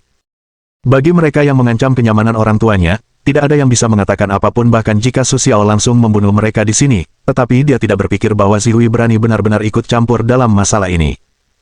Tuan Susi, ini tidak benar. Kita seharusnya tahu. Melihat Zihui terus berbicara panjang lebar, Su Xiao langsung menyela. Diam, dasar botak, apakah kau harus melindungi ketiga orang ini hari ini? Momentum Su Xiao perlahan-lahan terasa, yang membuat Su Xiao terlihat semakin berbahaya. Bahkan Zihui dan yang lainnya merasa terancam. Tuan Susi, jangan.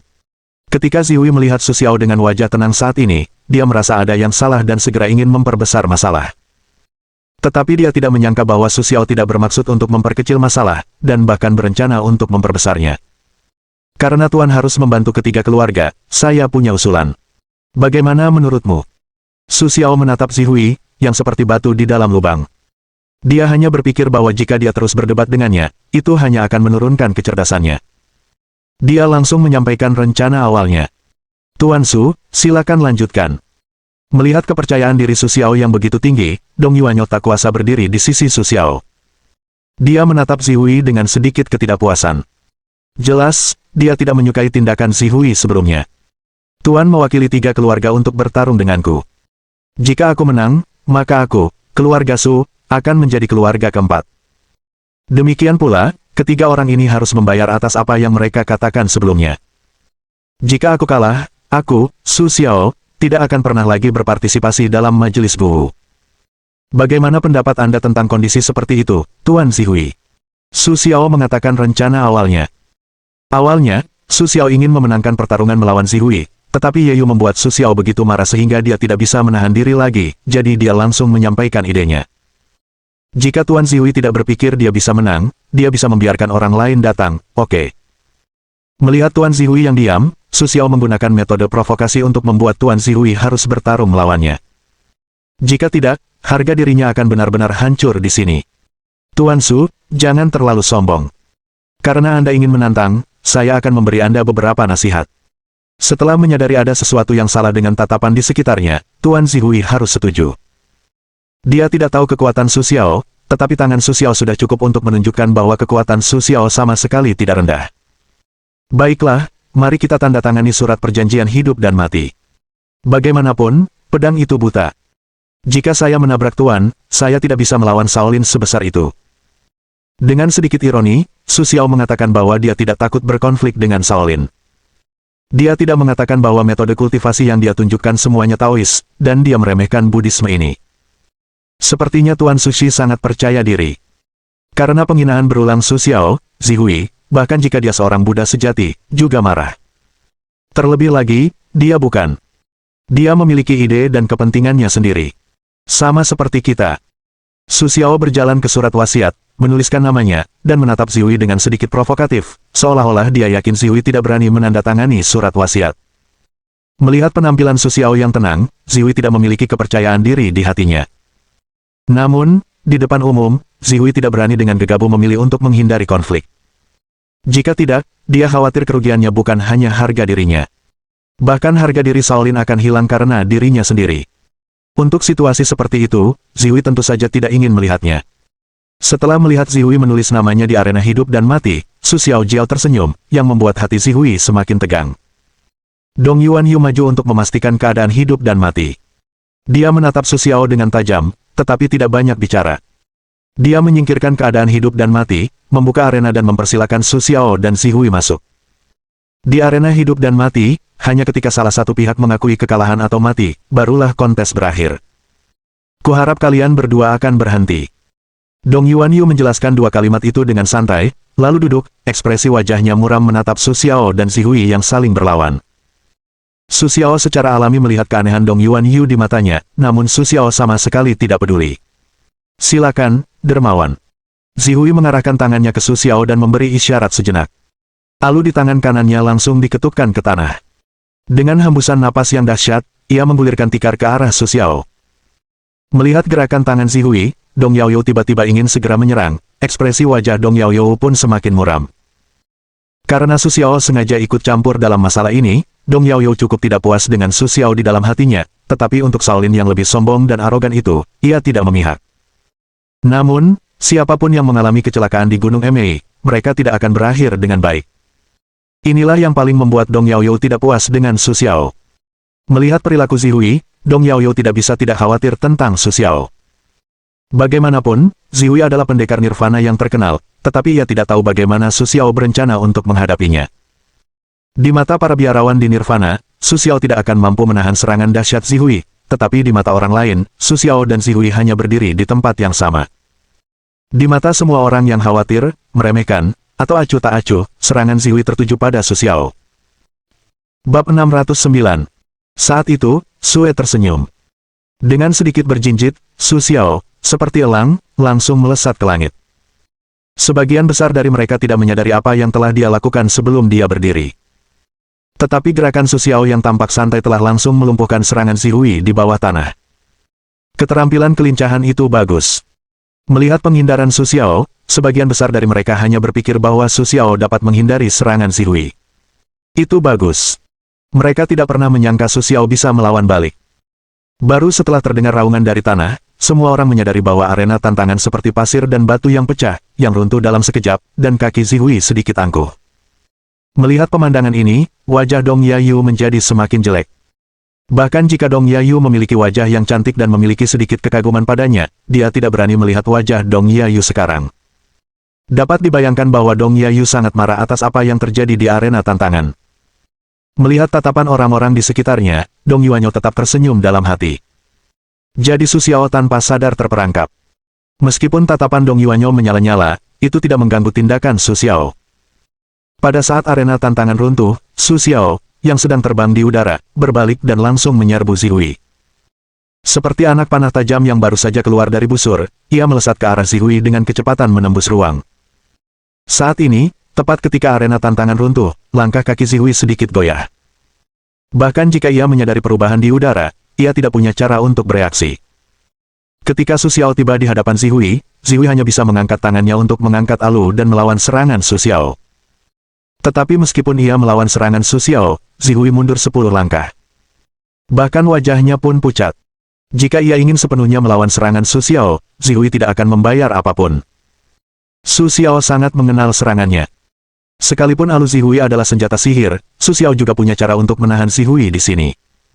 Setelah serangan yang berhasil, Su Xiao menghilang di tempat yang sama. Pertarungan antara Su Xiao dan Zihui telah terjadi ketika semua orang masih bertanya-tanya tentang runtuhnya arena tantangan. Ketika mereka menonton dengan saksama, mereka hanya melihat tangan kanan Zihui memegang cangkuk erat-erat, gemetaran jelas. Bahkan wajahnya sangat pucat, tetapi sosok Su Xiao tampaknya menghilang di tempat yang sama. Untuk pemandangan seperti itu, tidak ada yang menyangka, apalagi Zihui. Awalnya dia berpikir bahwa Su Xiao memiliki kekuatan, tetapi dia tidak akan pernah bisa mencapai situasi memaksa dirinya untuk bertarung. Faktanya, Zihui tidak mampu menahan serangan Su Xiao. Dalam situasi seperti itu, Zihui dipenuhi amarah dan keraguan. Semua orang, termasuk Huda, sangat penasaran dengan perubahan di tempat kejadian. Namun, kultivasi Huda terbatas, dan dia tidak bisa melihat apa yang terjadi antara Su Xiao dan Zihui. Seketika, Huda teringat penjelasan Su Xiao dan mengeluarkan sebuah kotak dari tangannya.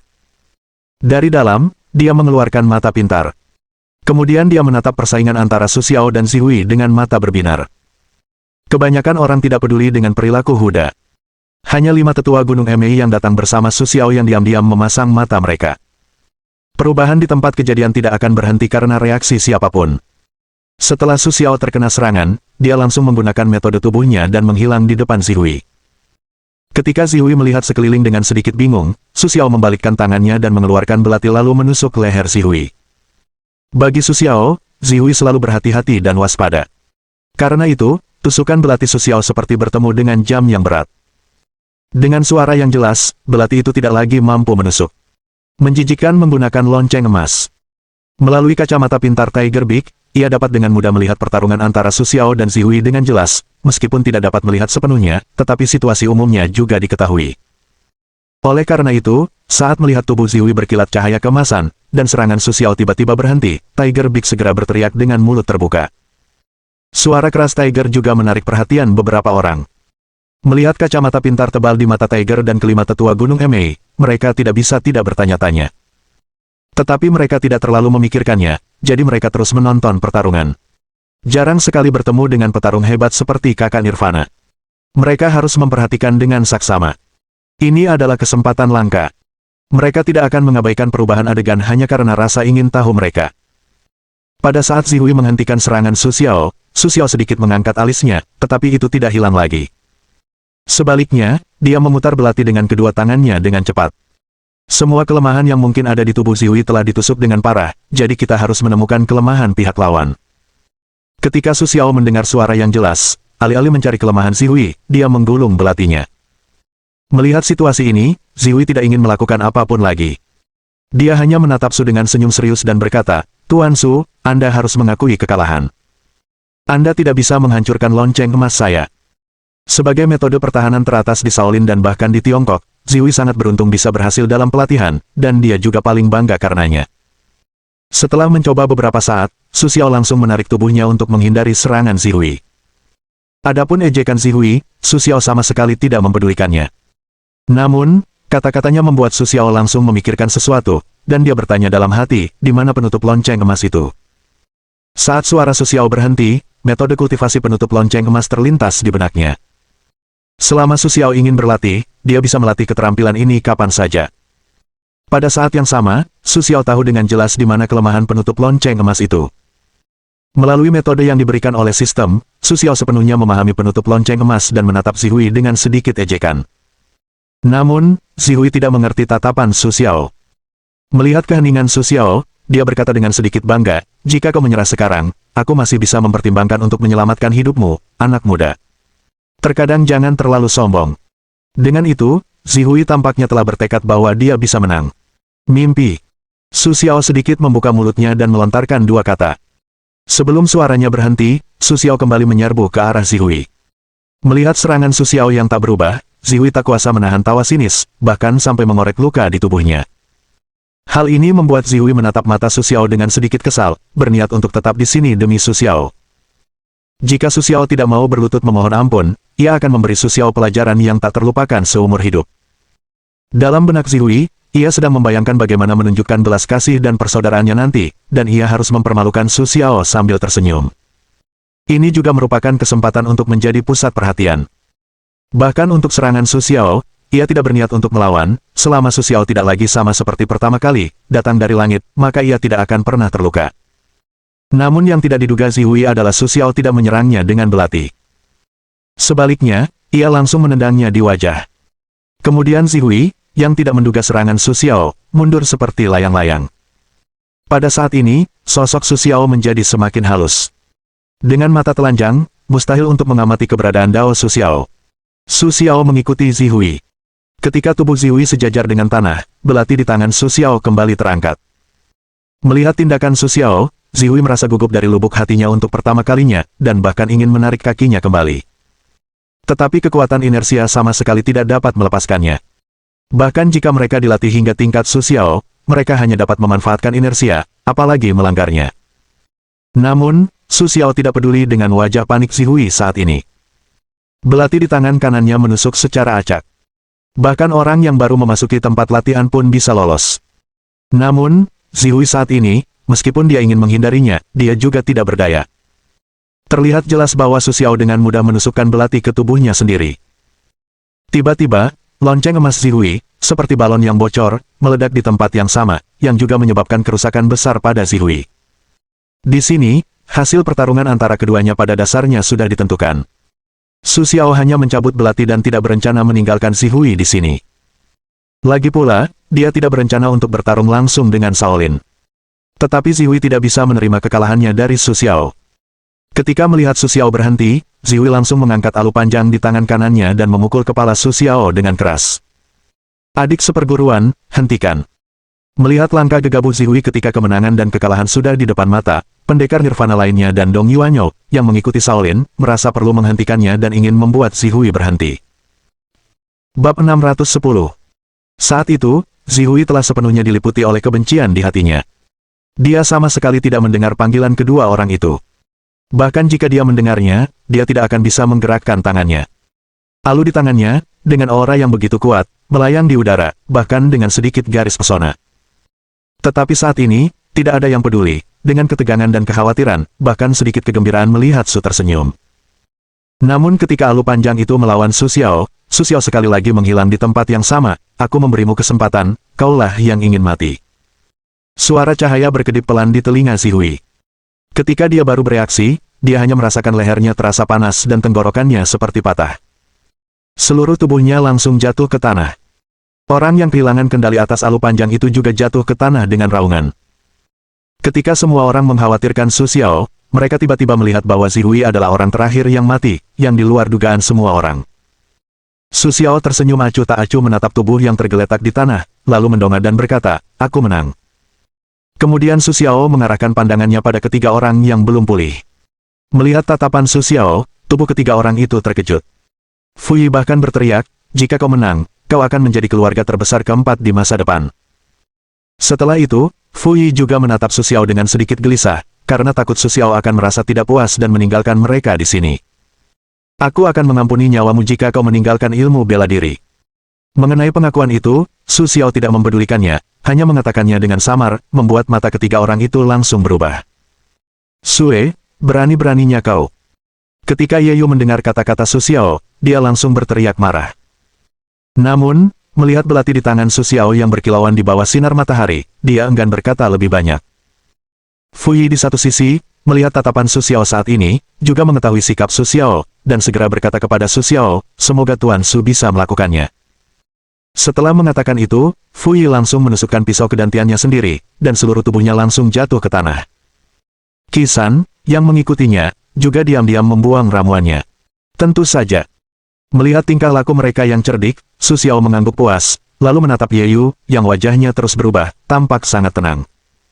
Di depan umum, Ye Yu tampak linglung. Tetapi saat ini, tidak ada yang akan datang untuk menyelamatkan mereka. Bahkan Shaolin, rekan kerja mereka yang baik, memandang mereka seolah-olah mereka akan memakan manusia. Tak perlu dikatakan, mereka tidak akan berurusan dengan Su Xiao dan yang lainnya. Tepat ketika Su Xiao ragu bahwa Ye Yu akan berpura-pura bodoh, Ye Yu berbalik dan berlari turun ke arena tinggi. Kecepatannya tidak kalah dengan kecepatan Su Xiao di arena tantangan.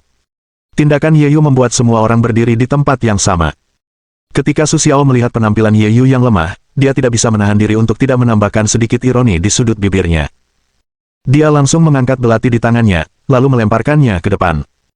Dalam sekejap, belati itu tiba-tiba muncul di belakang Ye Yu seolah-olah menembus ruang dan waktu. Itu membuat lubang besar di wajah Ye Yu.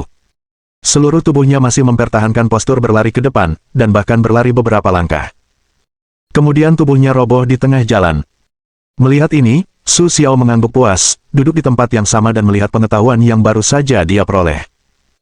Ketika Fui mengakui sebelumnya, sistem di hati Su Xiao tiba-tiba memberikan isyarat penyelesaian tugas. Ini juga membuat Su Xiao akhirnya lega. Su Xiao telah menghabiskan banyak waktu untuk tugas ini. Ketika Su Xiao membuka matanya, Huda akhirnya tak kuasa berteriak kepada Su Xiao, "Bos, kau terlihat sangat tampan tadi, dan kacamata ini benar-benar sangat berguna. Aku bisa mengimbangi kecepatanmu. Hebat sekali." Huda mampu mengungkapkan emosinya dengan kata-kata tulus, membuat Su Xiao pun ragu. Melihat mata pintar di telapak tangan Huda, langsung menjadi jelas bahwa mata pintar di tangan Huda ini dirancang khusus oleh Su Xiao untuk para praktisi. Tentu saja, mata pintar ini juga memiliki banyak fungsi untuk para praktisi. Perekaman dan pengamatan cepat semuanya ditambahkan khusus oleh Su Xiao. Para praktisi dengan fitur wajah yang tajam sangat menyukai fotografi dan perekaman. Selama orang lain mengambil foto diri mereka sendiri, mereka akan dapat mendeteksinya. Tentu saja, mereka tidak perlu membatalkannya. Suara Huda sama sekali tidak tenang. Selain pertarungan Su Xiao menjadi pusat perhatian. Setelah mendengar kata-kata Huda, semua orang tak kuasa memfokuskan perhatian pada kacamata pintar di tangan Huda. Lagi pula, mereka semua mendengar kata-kata Huda, artinya, hanya dengan kultivasi Huda di alam master, mereka bisa melompat 5 atau 6 level untuk melihat pertempuran Su Xiao di Nirvana. Bahkan jika itu hanya pandangan samar, itu jauh lebih banyak daripada yang bisa mereka lihat dengan mata telanjang, dan mereka bisa lebih memahaminya. Kacamata pintar bukanlah hal yang langka di dunia Xiuzhen saat ini, tetapi itu bukanlah hal biasa bagi orang-orang yang tertutup sepanjang tahun ini. Tuan Su, apa keistimewaan kacamata ini? Tidak ada yang bisa mentolerir peningkatan kekuatannya, dan tentu saja dia tidak akan mengabaikan hal-hal seperti itu. Bahkan jika dia mencapai level Dong Yuanyo, itu sama saja. Terlebih lagi, dia masih seorang pemimpin kelompok, dan apa yang perlu dia pertimbangkan sangat rumit. Adapun hal-hal di hati si tangan besar harimau, itu bahkan lebih penting. Dia segera bertanya. Tepat ketika Dong Ya bertanya, sistem di hati Su Xiao tiba-tiba berbunyi, lepaskan tugas, promosikan kacamata pintar, dan jual kacamata pintar kepada praktisi. Setiap praktisi dapat memperoleh poin pengetahuan yang berbeda, tingkat master, 1 poin, alam huafan, 10 poin, alam bintang, 100 poin, alam nirvana, 1000 poin, dan batas waktu sekarang dibuka. Dimulai, 1 bulan. Petik 2. Tugas dari sistem itu membuat wajah Su Xiao sedikit berubah. Tetapi jika diperhatikan dengan saksama, terlihat bahwa wajah Su Xiao tampak bersemangat. Untuk tugas-tugas tanpa batas ini, Su Xiao sudah lama tidak menerimanya, dan tugas-tugas yang dia terima sebelumnya hanya beberapa juta poin pengetahuan. Tetapi untuk pengetahuan yang diperoleh dari tugas-tugas tanpa batas, itu hanya sebagian kecil. Inilah mengapa Su Xiao sangat peduli dengan tugas semacam ini. Tuan Su, ada masalah apa? Melihat Su Xiao sudah lama tidak berbicara, Dong Yuanyo menyesal telah berbicara gegabah. Seharusnya dia menunggu sampai rapat Guwu selesai, lalu meminta Su Xiao untuk meminjamnya. Itu juga mencurigakan sebagai paksaan. Untuk kacamata pintar, Dong Yuanyo bahkan tidak pernah berpikir bahwa dia bisa membelinya dari Su Xiao. Lagi pula, perannya begitu jelas, siapa yang akan menjualnya begitu saja. Suara Dong memanggil Su Xiao kembali. Su Xiao menggelengkan kepalanya sedikit dan berkata kepada Dong dengan senyum hangat, tidak apa-apa. Ini hanya alat kecil yang kubuat di waktu luangku. Seperti yang kau lihat, aku tidak bisa meningkatkan pencapaianku, tetapi aku sangat menghargai kemampuannya.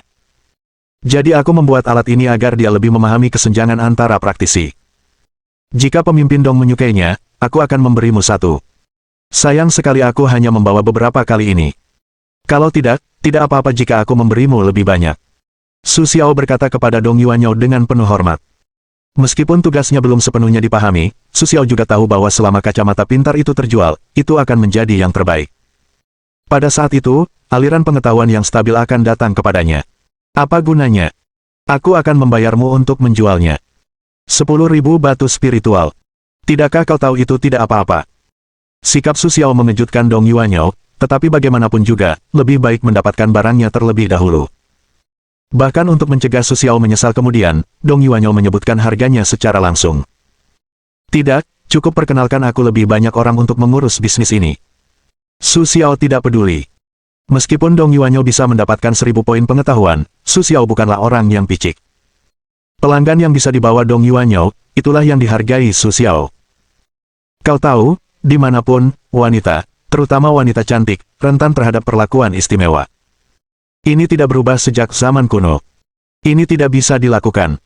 Bagaimana aku bisa mengambil barang berharga seperti itu begitu saja? Uang, simpan saja dan itu akan menjadi milikku. Mengabaikan penolakan Su Xiao, Dong Yuanyo langsung menghampiri Su Xiao, meletakkan 10.000 batu spiritual di tangan Su Xiao, lalu mengambil kacamata pintar lainnya. Melihat tingkah laku Dong Yuanyo, Su Xiao menggelengkan kepalanya tanpa daya, tetapi dia tidak bisa menolak desakan Dong Yuanyo dan mengambil kembali batu spiritual itu. Ngomong-ngomong, bagaimana cara menggunakan benda ini? Dong Yuanyo menatap Su Xiao dengan mata cerdasnya, mau tak mau bertanya dengan ragu. Menghadapi pertanyaan si cantik, bagaimana mungkin Su Xiao menolak? Terlebih lagi, pihak lain baru saja memberikan 1000 poin pengetahuan kepadanya. Su Xiao tidak akan menolak karena cinta dan akal sehatnya. Segera, Su Xiao menghampiri Dong Yuanyo dan merasakan aroma menarik dari Dong Yuanyo. Dia cepat menenangkan diri dan berkata perlahan. Ini kacamata pintar. Pakai di kepalamu, lalu kamu bisa mulai menggunakannya. Saat Su Xiao menjelaskan kepada Dong Yuanyo, yang lain mengelilingi Huda dan yang lainnya. Mohon dukungan dari omom ante-ante sekalian, buat subscribe atau sharekan novel Mimin ke Facebook kalian, agar channel Mimin bisa terus berkembang. Dengan begitu, Mimin bisa lebih semangat untuk up novel seru lain ke depannya. Buat teman-teman yang sudah subscribe dan sharekan novel Mimin, Mimin ucapkan terima kasih sebanyak-banyaknya. Sekiranya teman-teman menghadapi masalah video diputar dalam bahasa Inggris, coba tukar kepada bahasa Indonesia original melalui cara ini. Semasa mendengarkan, pencet tombol setting di atas kanan video, pilih audio track dan tukar bahasa.